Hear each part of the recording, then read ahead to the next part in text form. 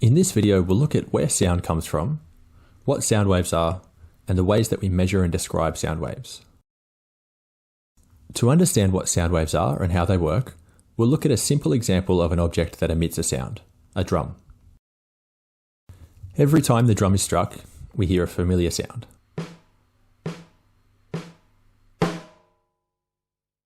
In slow motion, we can see how the surface of the drum vibrates back and forth when it's struck.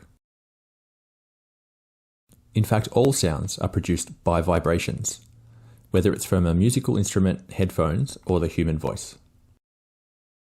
Now have a think about the air surrounding the drum. We know that air particles are fluid, which means that they're able to freely move and they'll evenly fill all the available space in the room.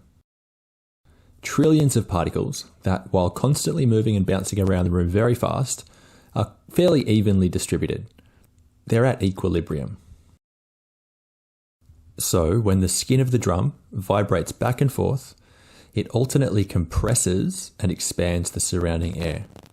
Particles are pushed back and forth, which creates a disturbance to the even spread, or the equilibrium of the air particles, and this disturbance spreads away from the source as a wave.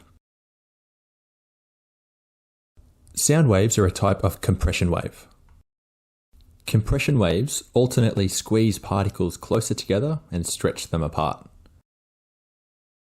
This animation shows a continuous series of compression waves moving from left to right.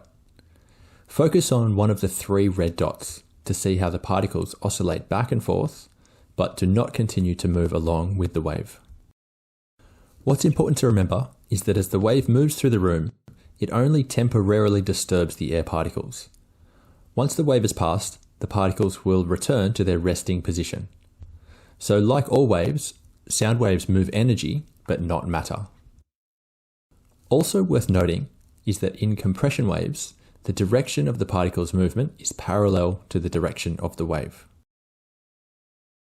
In open space, sound waves will spread out in all directions from their source, in this case, from a speaker. As the waves spread out, their intensity decreases. Each wave produced by the speaker carries a certain amount of energy, and the further it travels from the source, the greater the area that energy is spread over. In terms of sound waves, this is fairly intuitive. If you stand close to a speaker, the intensity, the volume of the sound is much higher than if you're standing further away at a distance. The closer you are to a sound source, the louder the sound will be.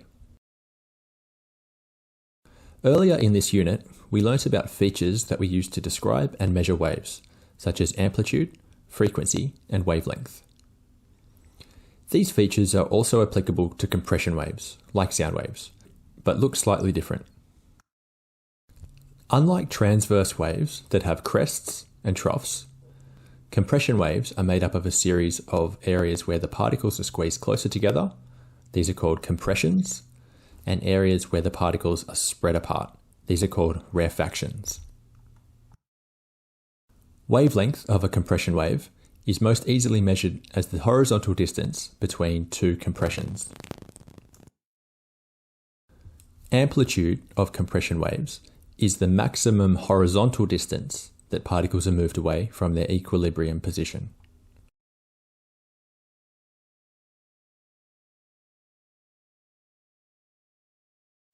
As with transverse waves, the number of compression waves passing per second is called the wave's frequency. Frequency is synonymous with pitch, where a high frequency sound has a very high pitch and a low frequency sound has a very low pitch.